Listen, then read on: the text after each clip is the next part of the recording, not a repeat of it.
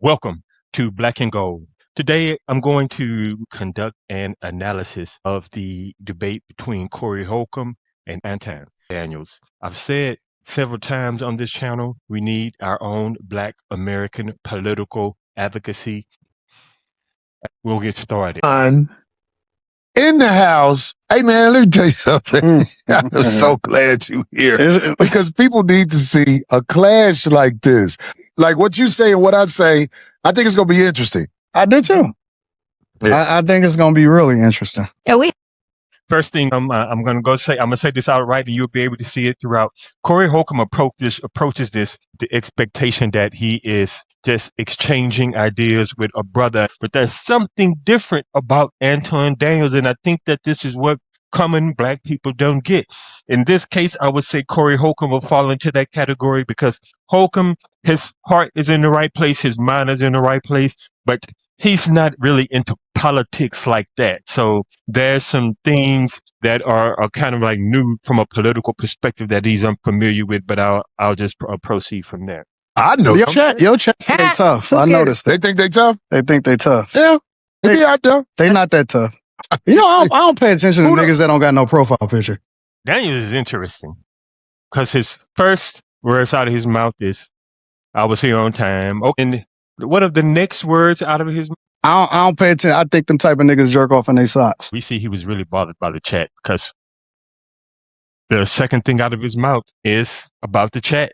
They think they tough, they not tough. Then he goes on to hurl an insult. You bring them up and then you hurl the insult, which suggests that they're bothering you far more than what you say. What do you feel about this nation as they jack other nations for their resources and play it off like it's other reasons? I'm talking about this nation, the U.S. That's the part of the game. When you say the part of the game, I don't understand. Everybody done been conquered. Slavery didn't exist way before we ever came in here. Mm-hmm. So I don't see what the problem is. Okay, so I want you to note what he says here is Machiavellian. It's just the name of the game. That's the way that it is. You know, Niccolo Machiavelli, that he is known for amoral behavior. No great effort to be moral, highly moral, no effort to be immoral. Just solve your problem by any means necessary without any type of moral code applied. So Daniels is saying that this is just how it is, as if we should accept this. He's going to try to solve two problems here: the problem of morality and the problem of slavery. I cannot respect men who claim jackers. Give me an example, like a real life thing. Like, what did they take? The United States. Like taking this country? Not just taking this country. How do you think you got here? The transatlantic slave trade. You're a smart man. Right. I studied it. I know all about it. So how it's very hard to be respectful of what is here when me, for example, as an African-American male, I know how I got here. My people were kidnapped. They what? They were sold by Africans. You say all the people were sold by Africans? How you think what you think white people came over there and got us? Yes. No, they were sold. So they just capitalized off of it better than the Africans. Africans kidnapped by whites, or were they sold by Africans? I would have to say that Africans sold Africans less than I would say that the whites went to Africa and kidnapped them, even though they're really reinforcing each other. What's happening in Africa long before the Ma'afa? I don't call this slave trade because drag us out of our house. How would we define ourselves? As a captive or as a slave, right? So these people who they are dragging out of the village, these people are being kidnapped, like Alauda Equiano in the Igbo region. These people are segmentally structured farmers without rigid hierarchy and strong armies. They are actually being kidnapped. Look at that book, Equiano.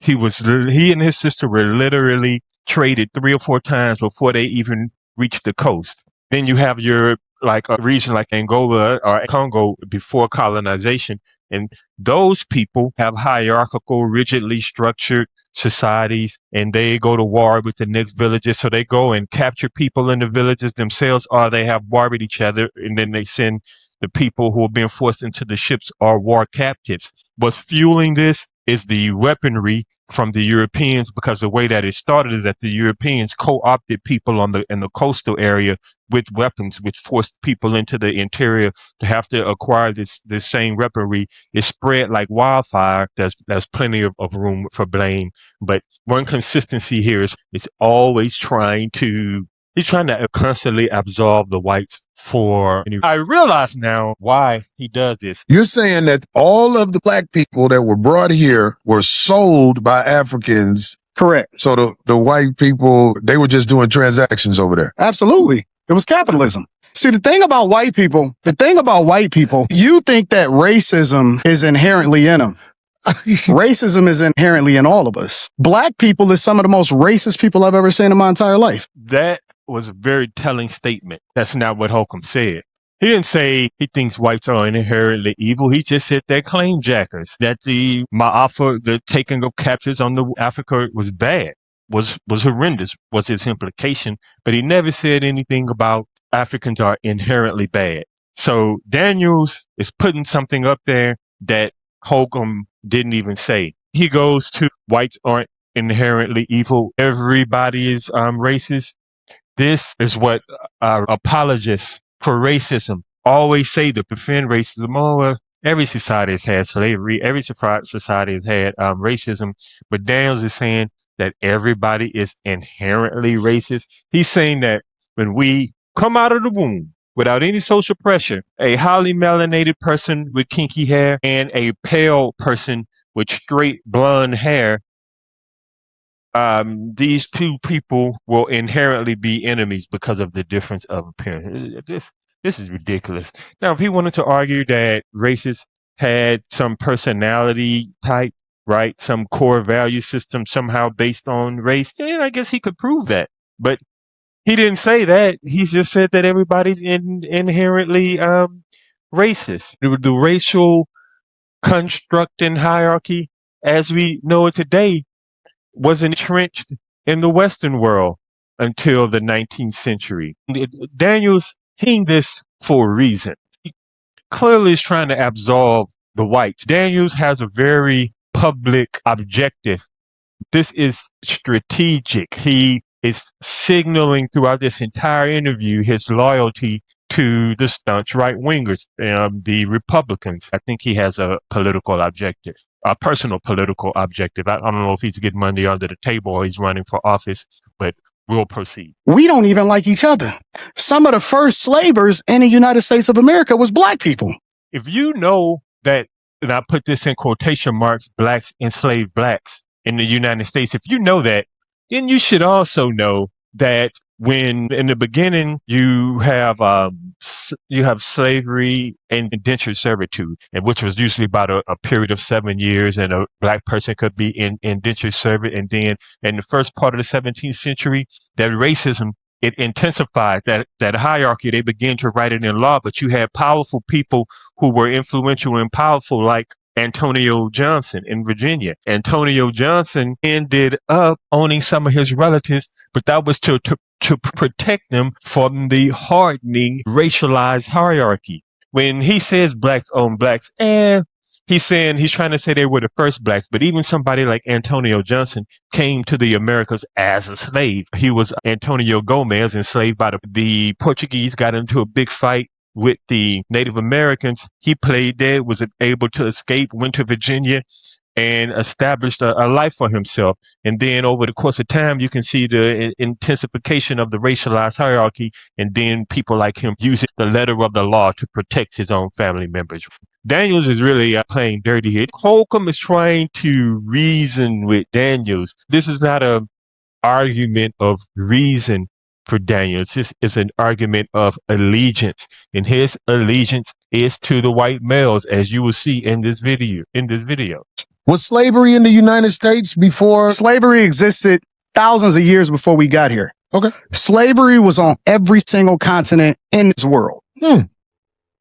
That's a fact. Chattel slavery? No, it did not exist in the way that we saw in the Americas. In the old world, only place in the old world we saw it was in Africa, and that was during the 18th century, beginning in the 17th and particularly the 18th century, for each person that was forced into slavery in the Americas, that was a person forced into slavery in Africa. So when Africans try to say, oh, the blacks are slaves, that's because they really, a lot of times they don't know their own history, and they have a tendency to save face by lying to the world and even themselves. That lying to yourself really costs you. You can't really solve the problem if you're lying about what the true problem is. But yes, you have hard slavery in Africa in the 18th century. At the same time, you have the developing hardening slavery in North America in the 18th century. But for him to say that there's slavery exists everywhere, no, not chattel slavery, not the ownership of a human. There are different categories of coercion, but the slavery of the West is not the same as the slavery of the East, even in Africa in the 17th century. To say that it has existed for thousands of years in the form of chattel slavery, no. That's a problem with it is that, then this is the problem that I have. What you niggas want? What do you mean when you say what you need? What do y'all want? What Like, do you want? cause y'all complaining about it over and over again. And I'm trying to understand, what is it that y'all looking for? All right, so you see this tone has been very consistent. The first thing that he said, I was here on time. What's the second thing that he said? He jumped on the chat. Everything that he's saying is unprovoked. These are points that he wants to make. This is what is in his heart and his mind, what he came here to say. That they're not really responses to what Holcomb is saying, what you niggas want. The tone of this is telling you my affinity is not for you niggas, as he put it. My affinity and my allegiance is elsewhere. And Corey is trying to reason with a person that he thought was a brother. And that is the true tension and source of confusion here. Holcomb doesn't realize that he just let Clinton Bixby on the show. But what's really going on is you just brought a black white supremacist on your show. We usually deal with it with people with melanin who come from different countries. That is exactly what is happening here, and Holcomb is completely thrown off by that. Because I'm solutions oriented. And I'm tired of niggas that ain't never been through shit complaining about shit that they ain't never been through. If you black in the United States, you've been through some shit. But I'm tired of niggas complaining about shit that they have never been through. Like, you've been through some shit, but you ain't been through that. I don't understand. What are you saying? Like, because most of the niggas that's complaining. What he's really getting at here is the reparations argument. And he's trying to invalidate the modern claim on reparations. Holcomb doesn't really know that that's what's transpiring. He's trying to invalidate the modern claim for reparations or any type of retribution for slavery. But even after slavery, things were even more harsh. In the United States, there was a compromise between the Democrats and the Republicans. Both of them historically sell out Black Americans. And that was called a Great Compromise, where they removed the federal troops from the South. Then you have them just taking blacks off the road, off the street, and throwing them in prison. What happened in the American South after slavery was more immorally, because whereas slavery was written into the law, in this case, what was happening was against the law. Rosewood, East St. Louis, Tulsa, so many occasions that things like this happen. All of that would be a reason to support reparations, not simply slavery, but slavery is kind of a metaphor for them. It's something that they can say that, oh, that was a long time ago, which it really wasn't that long ago. 100 years ago, since you had the illegal acquiring of innocent human beings and throwing them back in prison in the South. 150 years since the Rutherford B. Hayes Tilden Great Compromise between the Democrats and the Republicans. So it's disparity and prison sentences for people with crack cocaine versus people with pure cocaine, and the cocaine is really coming into the country because of the whites and the government. So many things, but Daniels is unnuanced argument is he's representing for his set. And if you're set tripping, you don't care how it started. You just know that they're the enemy and they attack your ally. complaining about it ain't never even really seen real racism. These is new niggas. All of these internet niggas right here, these is new niggas. So are you saying black people in the United States, some of them have skipped over racism? Yes, definitively. You have a greater chance of being killed by somebody that look like you than to ever interact with somebody that don't look like you and kill you. But do you That's a fact. Do you understand that it's made the system against us? I got it. Okay, but the position you and your people are in. Who is my people? Black people. Do you claim black people? I'm a Christian first. I claim. Well, I think something's wrong with that. If you don't want to say you're a black man. In the very beginning, he took a very Machiavellian approach. This is the game. This is just how it is.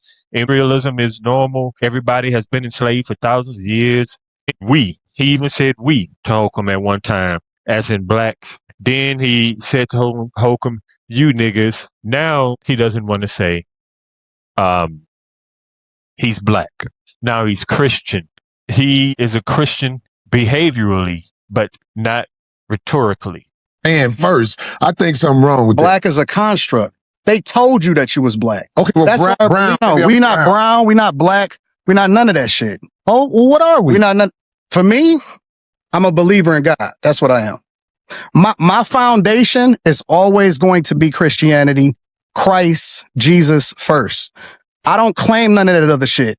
You're not gonna get me to believe in you based off of some shit that you can't control. You didn't pick it. Why do I have an obligation to fuck with somebody just because he black? Okay. And then the definition of how you define black is based off of something that a white man gave to you. Daniels, he's in the now, 2026. Yes, you cannot fuck with somebody because they are highly melanated. Black as a political identity makes more sense, especially for Black Americans. This is how Jasmine Crockett is manipulating the sisterhood.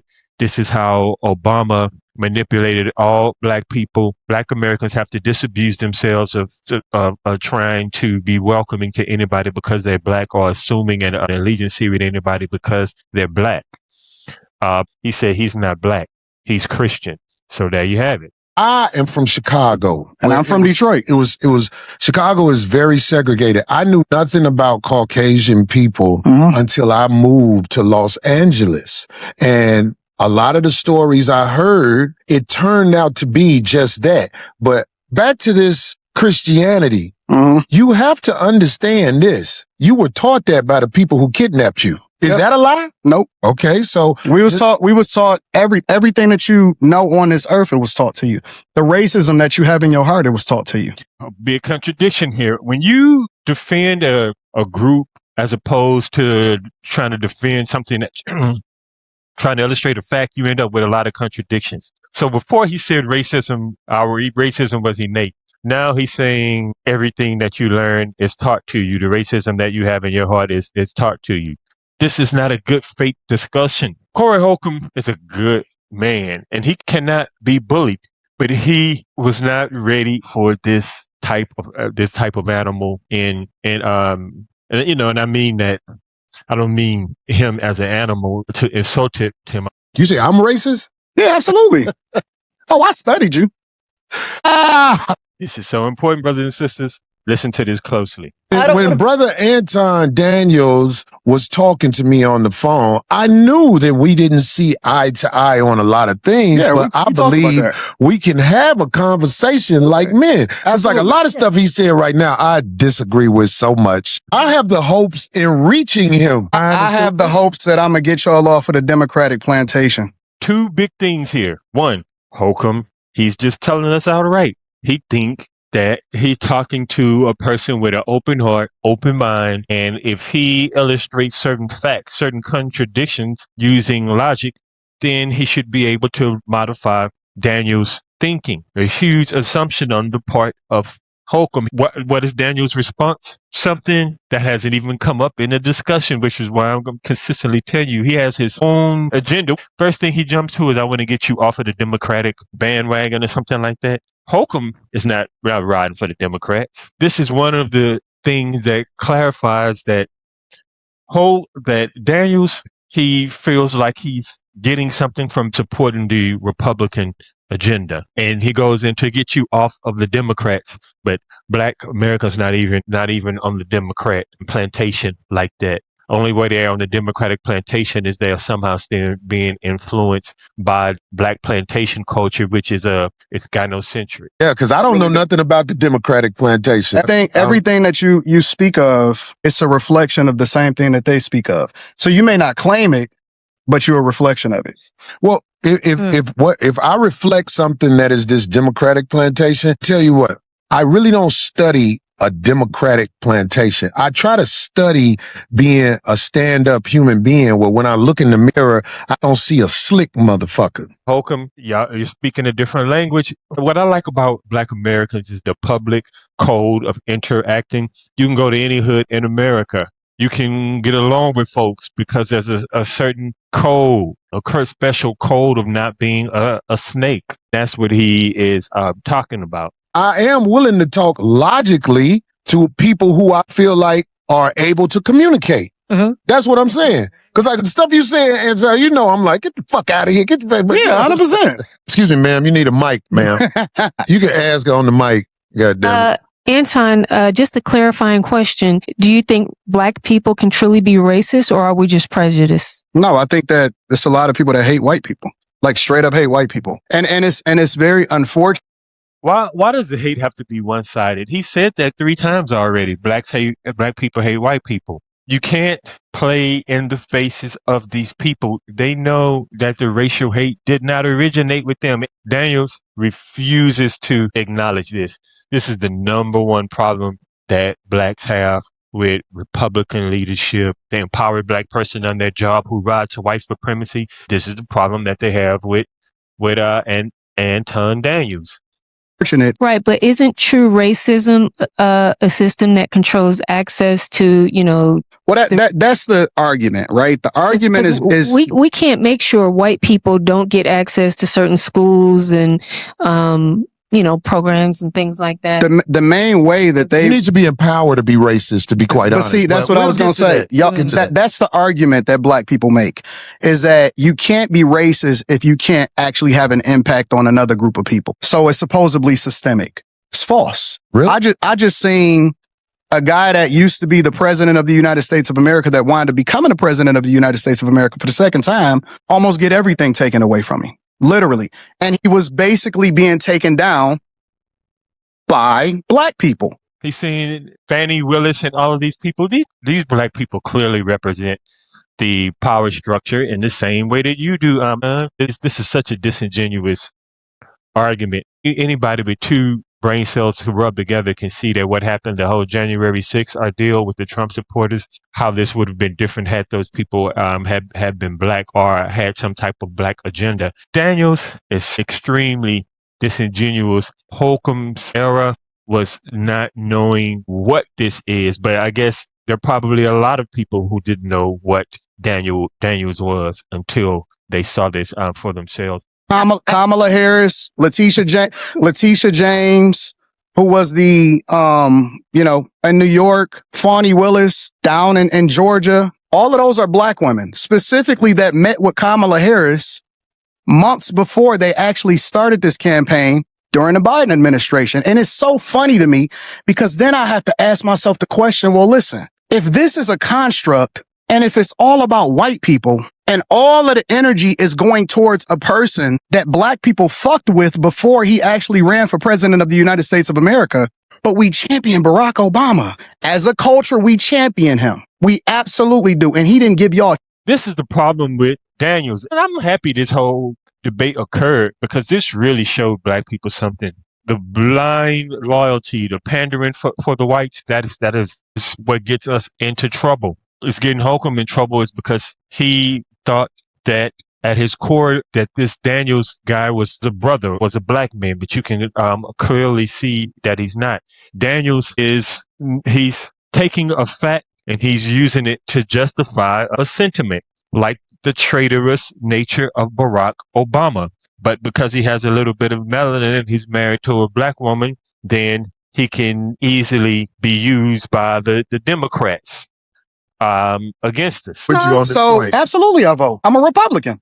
You didn't know that? I'm a straight up, up and down Republican. And matter of fact, people need to really understand their history because Republicans were the party of black people. It's the original party of black people. As if there's continuity between over this time of blacks supporting the Republicans. But what happens? Abraham Lincoln was a Republican, but the only reason why he even wrote the Emancipation Proclamation because of practicality. They were getting their asses handed to them by the South, and they needed to weaken the South. And then Horace Greeley, a newspaper man from New York, who put some serious pressure and created a lobby that ultimately led to Lincoln freeing blacks. But Lincoln said if he could win the war by freeing the blacks, he would do that. If he could win the war by keeping the blacks enslaved, he would do that. So he is saying that the Republicans are like the party of the blacks. But like I said before, they betrayed the blacks when they removed the troops from the South that protected the blacks. And then we saw what happened with Reagan and the Republicans in the 60s and 70s with the Black Panthers and California, which was amongst one of the greatest injustices for trying to be the blacks trying to use their constitutional rights. So, and then other things with the Republicans, I could go on about them. Daniels is taking a minute fact and then he's trying to magnify that fact and give it meaning that it doesn't have. They were the party that actually freed the slaves. Lincoln was a straight up Republican. When you're talking about the emancipation, when you're talking about 1865, when you're talking about what we stood for as conservative means that we're Christians. It means that we don't fuck with that gay shit. We were taught by our parents that we vote Democrat no matter what, right? Democrats actually destroyed our cities from Chicago to Detroit, all across the board. Mm-hmm. We were taught to vote that no matter what. You vote Democrat no matter what. I agree. But this is the difference between the parties on a very fundamental level, not complicated at all. You may say that it's the same type of public politicians that take advantage of the taxpayers and take advantage of the people. The difference in the parties historically is Republicans want less government so you can do what the fuck you want to do. And Democrats want more control, so they want to control what your money is, where your tax dollars go, and what you can do with your money. Okay, so I'm going to tell you this. That's the fundamental difference. That's not a fundamental difference. Both of these parties are capitalist. The difference in the sense that Antoine is describing it is that the Democrats, they are more beholden to the new world economy led by the World Economic Forum. And this is where the bankers and all of these groups are, but the global bankers, they are aligned with the Democrats. That's why the Democrats wanted to move those people from all over the world to America to go against the American middle class, black and white even, workers, to diminish those lower wages and to create instant allies and votership for the Democrats, whereas the Republicans, they have a greater allegiance to those middle class whites. They take a different approach to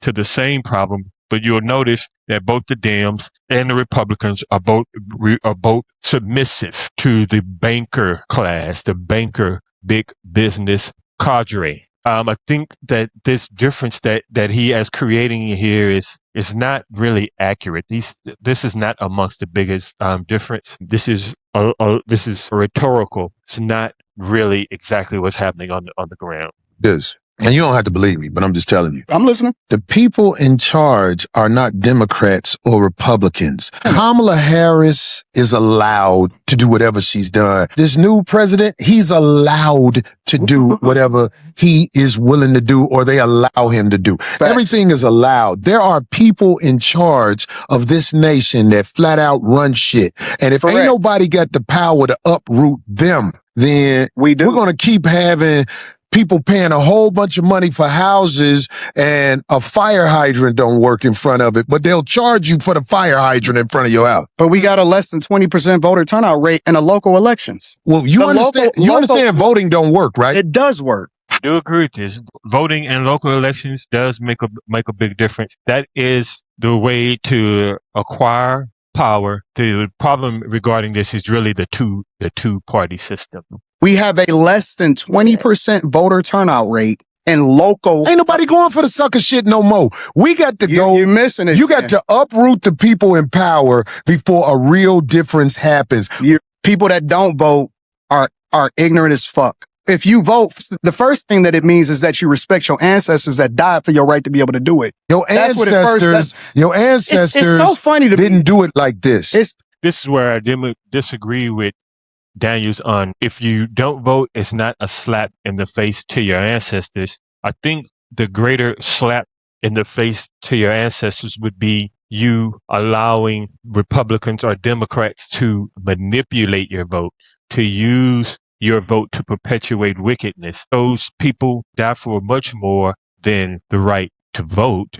Daniel Williams created the way to conduct open heart surgery, but he was losing blood after a car crash and was taken to a hospital because he was black. He was not given the attention that he needed right away. This is the type of American contradiction that blacks were really fighting for, not simply something that's performative like voting, but preventing practical things like what happened to Daniel Hale Williams from occurring. The voter thing isn't the big thing. It's really the access to law and justice. There hasn't been a war inside the U.S. where the people who getting fucked over are doing something about motherfuckers with 30 felonies being the president. We haven't rose up and did what needs to be done. Who are you under control by?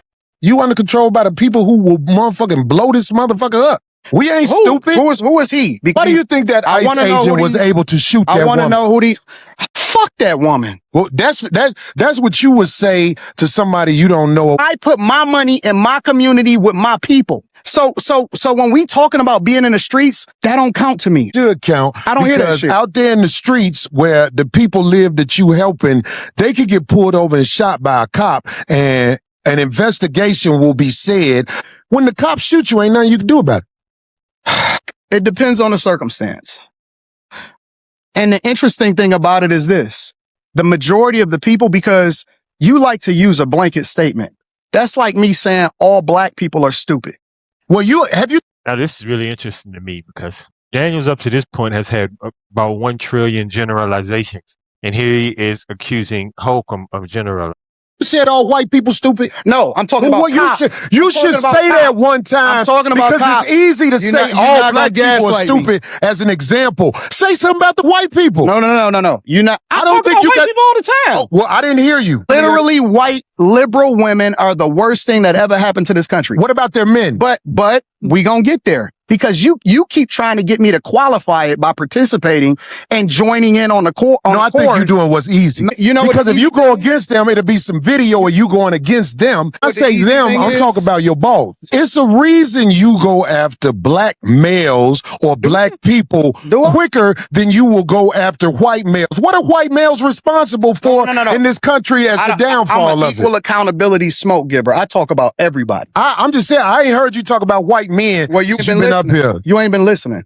He has not made one negative statement about white men. He just said white women are enemies, and he said to the blacks what you niggas want. He put all the blacks in the box. He's careful to protect the white man. I see this in the workplace all the time. I see this in the streets all the time. In Latin America, in the United States, in Africa, this devout defense of white people that are white supremacists, particularly to the males. I see this all over the world. And black Americans are finally realizing the degree of allegiance that Anton Daniels has to the white male Republican machine.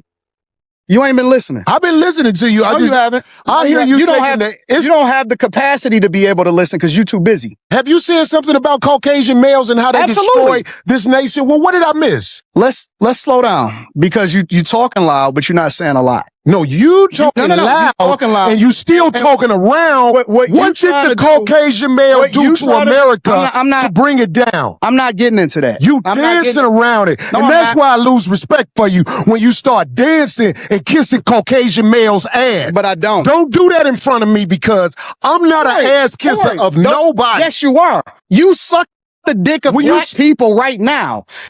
Daniels is breaking all of the codes. I have a pretty big family, and we have different perspectives on many things, especially deep things. But if we're all in a room, nobody gonna ride for the whites. Holcomb sees this man as a family member, and this fellow broke the code by saying you sucking dick, and he's been very vulgar from the beginning. Blacks need to do a better job of respecting each other.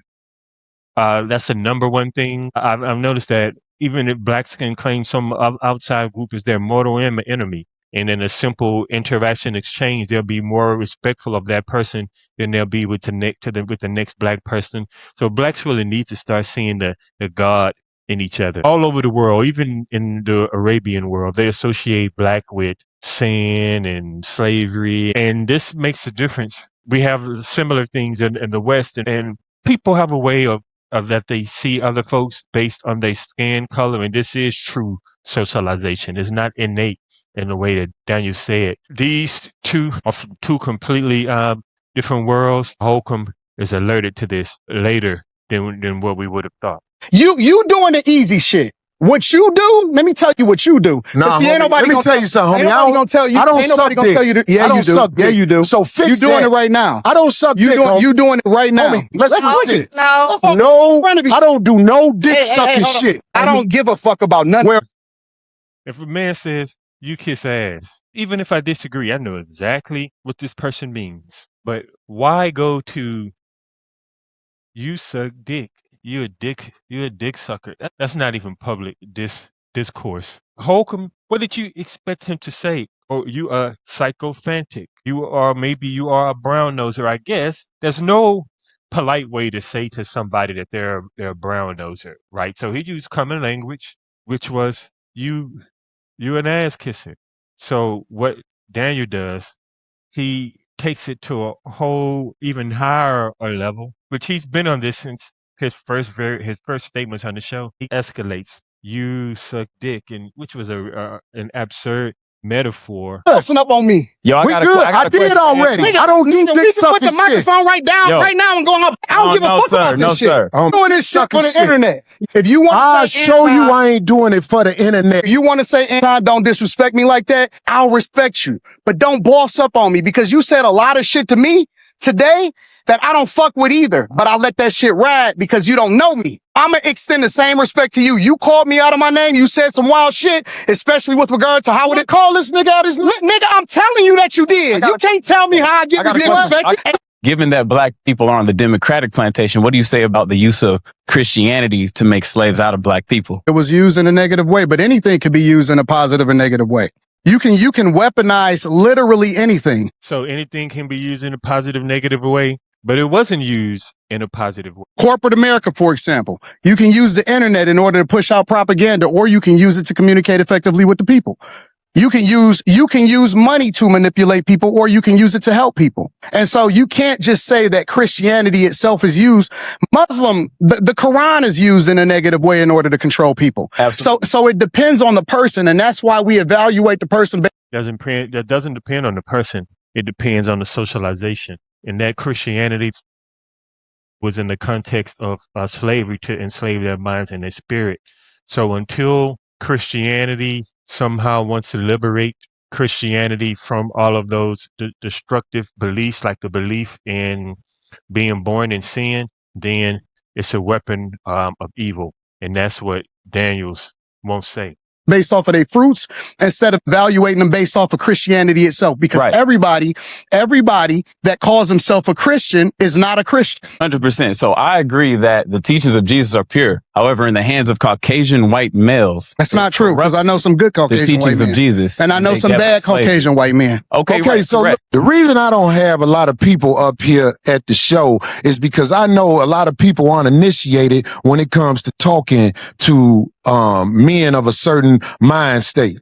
And I don't believe you knew what you was doing when you said something about dick sucking, brother. I apologize. Okay. Hey, bro, I appreciate that. I apologize. I appreciate that because this ain't no show. The last thing I want to do is get into it with you physically, but I have a switch I do too. And I'm a man, just like I you. respect your switch. I respect your you switch. too. Okay, good. I'm glad, brother. Yeah. It's too late to salvage this. Holcomb keeps going back to the whole dick sucking thing. But really, the fellow changed up and he apologized. So he broke the code. But that's the thing about the code. Once you break the code, it's difficult to go back. This may be the place for the point for Holcomb to show some leadership and move on. I'm just trying to let you know We good. that when we talk to each other a certain way, like if dick sucking is brought up, that's just like motherfucking pissing on my shoes. I have to get deep. Why is Holcomb saying this? What created all of this? What created all this is in Western culture, from the Greeks to the Romans, all the way down to the people that they've influenced throughout the course of the world. You emasculate a man. One of the ways to emasculate a man is to turn him into a woman. They call it an eunuch. That's when you cut a man's balls off, and his gender then becomes that of a woman. And that's really what Holcomb is responding to. I think he could have made that point more succinctly, but like I said, it's just some things you can't come back from. And this is why I try to be respectful. I try to be commiserate, right? I try not to be overboard in my responses because I don't always want to outright destroy the relationship for ever. But the problem is the disrespect between the blacks. And in my discussion about this black advocacy that we are to establish, you're gonna have to be respectful of each other, and that's from the outset. And I'll proceed with that. I'm about done. So I'm gonna respect that. Thank you, brother.